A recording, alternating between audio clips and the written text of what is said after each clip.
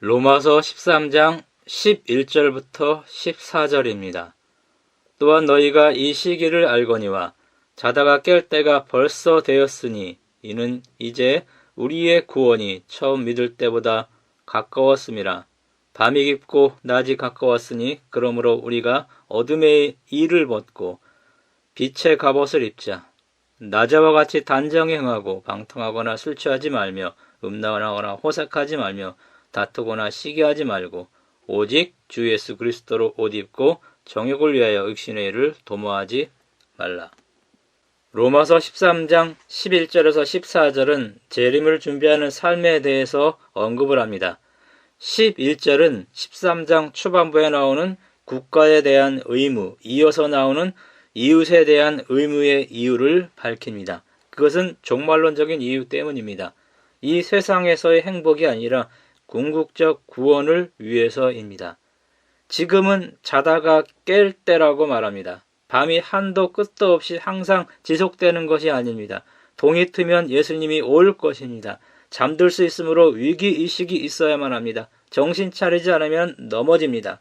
우리는 이 시대가 일시적이며 낮이 밝아올 것을 알아야만 합니다. 우리의 구원이 바울 당시보다 훨씬 더 가까워졌기 때문입니다. 지금은 어두운 밤입니다. 그러나 대낮에 빛이 비춰올 것입니다. 그러면 어떻게 살아야 하는가요? 로마서 13장 12절에서 14절처럼 살아야 합니다. 어둠의 일을 벗고 빛의 갑옷을 입으라고 12절에 말합니다. 13절에서는 세상 6가지 죄악을 짓지 말라고 합니다. 14절은 주 예수 그리스도로 옷 입고 정욕을 위해 육신의 일을 도모하지 말라고 합니다. 예수님 믿을 때 우리 본성에는 변화가 없었습니다. 사는 날 동안 우리 모두의 본성은 같습니다. 우리 모두는 죄된 본성을 가지고 살아가야만 합니다. 그러므로 주 예수 그리스도로 옷 입어야만 합니다. 로마서 13장 12절에서 14절은 어거스틴 때문에 유명한 구절이 되었습니다. 그가 방탕하던 중 어느 소녀의 노래 가사를 들으면서 충격을 받아 방에 가서 성경책을 펴서 읽은 부분이 바로 이곳입니다. 그는 바로 회개하고 14절의 삶을 살기로 작정했습니다. 그래서 성 어거스틴이 되었습니다. 이 로마서 13장 12절에서 14절에는 재림이라는 단어가 나오지 않아요. 그러나 재림을 준비하는 삶에 대한 언급입니다. 여기서는 깨어있는 삶이 재림을 준비하는 것입니다. 이렇게 살려면 희생해야만 합니다. 그러나 저는 희생이라는 말을 쓰기가 싫습니다. 왜냐하면 결국은 희생이 아니기 때문입니다. 우리가 얻은 구원에 비하면 너무나 값싼 것이기 때문입니다. 로마서 13장 10일에 헬라어는 카이투토 그리고 이곳을 이란 구절로 시작됩니다. 여기에 포이에이테라는 행하라라는 동사가 함축되었을 것으로 보는 학자가 있어요. 그래서 이것을 행하고라고 번역하기도 합니다. NIV 성경이 그렇고 다른 몇몇 학자가 그렇게 번역을 합니다. 여기 나오는 이것을 행하고에서 그 이것은 넓은 문맥에서 보면은 12장 1절부터 시작되는 문맥입니다. 임금 문맥으로 보면 13장 8절에서 10절이라는 것에 많은 학자가 동의합니다. 이것은 재림 준비의 기본이 되는 삶입니다. 어둠의 일을 벗고 빛의 갑옷을 입는 것, 이 12절의 언급, 이것은 14절에 나오는 육신의 일을 도모하지 않는 것입니다. 구체적으로는 13절을 행하는 것입니다. 빛의 갑옷을 입는 것과 주 예수 그리스도로 옷 입는 것, 이것은 같은 것의 반복입니다. 예수님과 함께 십자가에 죽고 부활해서 영생의 삶을 사는 것을 의미합니다. 이것은 매일 십자가에 죽는 경험이 있어야만 가능한 일입니다. 저는 옷 입는 문제로 아내와 가끔 충돌합니다. 제가 편한 옷을 입는 것을 좋아하기 때문입니다. 친한 교우님들도 옷 문제로 저를 지적할 때가 있습니다. 제가 편한 옷만 입기 때문입니다. 좀 격식을 갖추어진 옷을 입어야 할 때도 편한 옷을 입고 가는 경향이 저에게 있기 때문입니다. 여기 나오는 이 갑옷, 이것은 잠옷이나 운동복이 아닙니다. 10kg 혹은 15kg 정도 나가는 아주 불편하고 무거운 옷입니다. 사람의 본성은 갑옷을 입지 않으려고 합니다. 그러나 13절에 나오는 죄에 대항하려면 우리는 항상 이 갑옷을 입고 있어야만 합니다.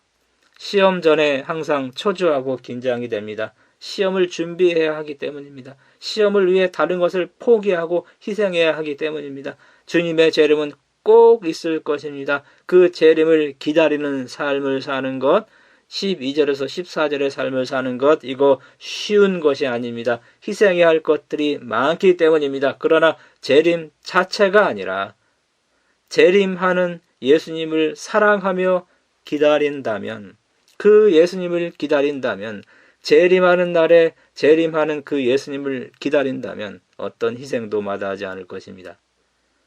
아주 오래전 신문에 나왔던 기사입니다. 1999년 1월에 80세로 세상을 떠난 한 그리스 할머니 안겔리키 스트라티고우가 온 유럽인의 가슴을 적셨습니다. 그 할머니는 60년간 한 남자를 기다려오다가 그 남자를 만난 다음에 영원한 사랑이라는 말로 끝나는 엽서를 가슴에 끌어안고 숨을 거뒀기 때문입니다. 숨지기 직전에 나는 위대한 사랑을 안고 그대를 기다렸어요 라고 말했습니다. 1941년 8월 20살의 이탈리아군 소위 루이지 수라체는 그리스 펠로폰네소스 반도 서북부의 아름다운 항구 도시 파트라이로 파견이 되었습니다. 행군 중 루이지는 집 앞에 앉아있는 안겔리키에게 길을 묻게 됩니다. 처녀는 크고 검은 아주 눈이 매력적인 여인이었습니다. 청년은 의젓하며 정이 많은 장교였습니다. 둘은 서로에게 마음이 끌렸습니다. 처녀가 굶주림에 지쳐있음을 눈치채고 장교는 갖고 있던 전투 식량을 몽땅 주었습니다. 그 후 루이지는 사흘마다 먹을 것을 들고 그녀의 집을 찾았습니다. 서로에게 그리스어와 이탈리아어를 배웠습니다. 그러나 이 짧았던 행복은 이탈리아가 항복하면서 끝났습니다. 지금까지 그녀의 손 한 번 못 잡아본 루이지는 이탈리아로 귀국하면서 전쟁이 끝나면 결혼하기로 서로 약속했습니다. 전쟁이 끝난 후 루이지는 고향에서 안겔리키에게 계속 편지를 보냈습니다. 그러나 그녀의 고모는 조카가 적군과 연애하는 것을 인정하지 않았기 때문에 중간에 편지를 가로채 없애버렸습니다. 메아리 없는 편지를 계속 보내던 루이지는 1000일째 되는 날 드디어 그녀를 잊기로 결심했습니다. 루이지는 곧 결혼하여 아들 하나를 두고 평범하게 살았습니다.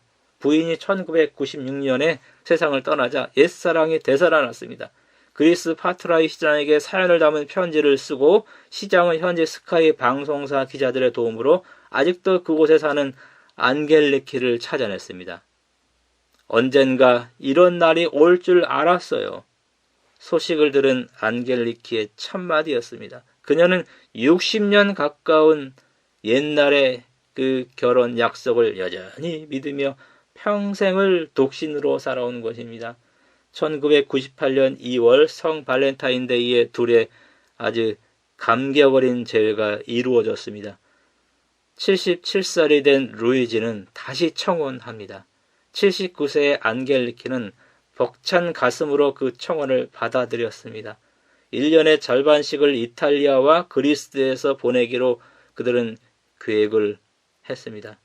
그리고 안겔리키가 알아 누워서 세상을 떠나게 되면서 그 계획은 물거품이 되었습니다.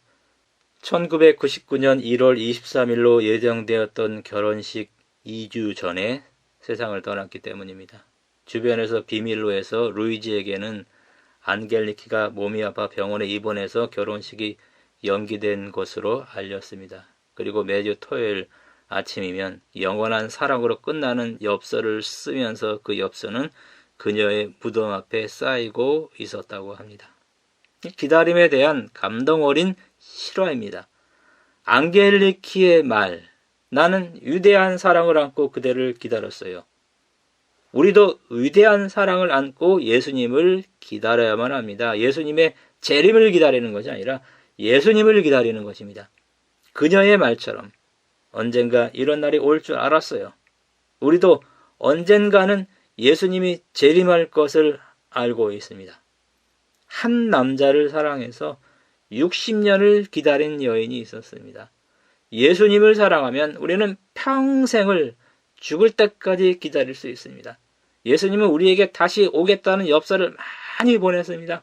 구약과 신약에 직접적으로 말하는 것이 300개 이상입니다. 간접적으로는 1000회 이상입니다.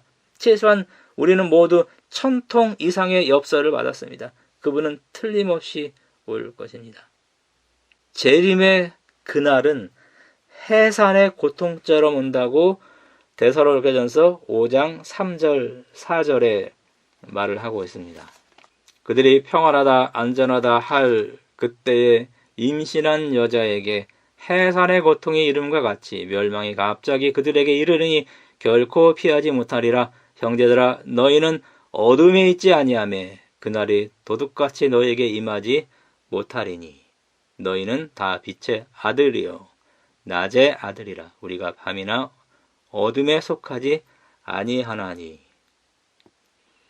1998년 2월 16일 0시 30분부터 임신한 제 아내에게 진통이 왔습니다. 전혀 예상하지 못했습니다.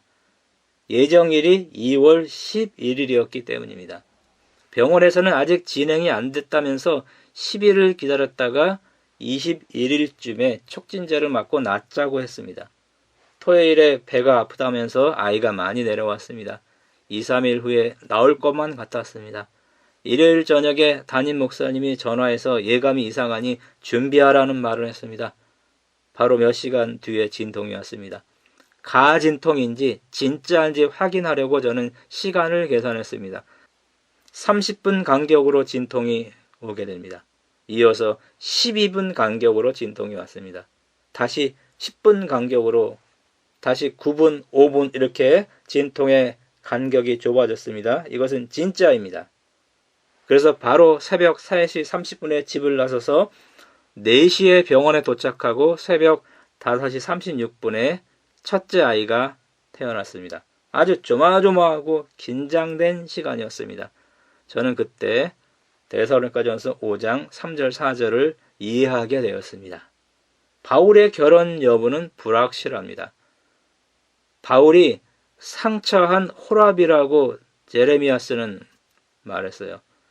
바울은 회심했을 때 아내에게 버림받았다고 브루스가 또 말했습니다. 이런 주장들이 있어요. 왜냐하면 당시 랍비들은 결혼을 해야만 했고 고린도전서 7장에서 바울이 결혼에 대한 권면을 하는 것 등으로 보아 바울은 다메섹 도상에서 회심했을 때 아내에게 버림받았을 것이라 이렇게 김세훈 교수도 언급을 합니다. 저도 바울이 결혼했었을 것으로 생각을 합니다. 그래야 데살로니가전서 5장 3절 4절의 말을 할 수가 있는 것입니다. 저도 아이 낳기 전에는 이 선거를 온전히 이해하지 못했습니다. 우리가 예상했던 것보다 정말도 어느 날 갑자기 시작될 것입니다. 순식간에 예언되었던 일들이 일어날 것입니다. 곧 주님이 재림해서 이 세상의 고통이 끝날 것입니다. 종말의 파노라마가 순식간에 펼쳐질 것입니다. 항상 준비하고 있어야만 합니다. 항상 예수님 만날 준비가 되어 있어야만 합니다. 저는 아내의 출산을 준비하고 있었습니다. 아이 겉싸개를 준비했고 아이의 옷을 준비해놨고 산모의 옷 등을 다 챙겨서 가방에 넣어두고 있었습니다. 언제라도 진통이 오면 병원에 갈 준비를 하고 있었습니다. 아이가 건강하게 나오게 해달라고 기도하고 있었습니다. 적당한 시기에 나오게 해달라고 기도하고 있었어요. 또 산모와 아이가 모두 건강하게 해달라고 기도하고 있었습니다. 준비가 되어 있었을 때 진통이 왔습니다. 모든 일들이 순식간에 다 잘 진행이 되었습니다. 종말을 염두에 두고 우리는 거룩한 삶을 살아야만 합니다. 종말론이 우리 삶을 통제합니다. 충격요법입니다. 이것은 지금도 조심하라고 지진이나 홍수나 태풍이 있을 때 날씨가 너무 뜨겁거나 추울 때 재난 문자를 우리는 받고 있습니다. 성경이 나오는 종말에 대한 언급은 대비하고 조심하라라는 재난 문자입니다. 아주 이상적인 삶은 믿음으로 얻는 의로 삶이 바뀌어지는 것, 이것이 이상적인 재림 준비입니다. 그러나 인간은 연약하기 때문에 충격요법이 필요한 것 같습니다.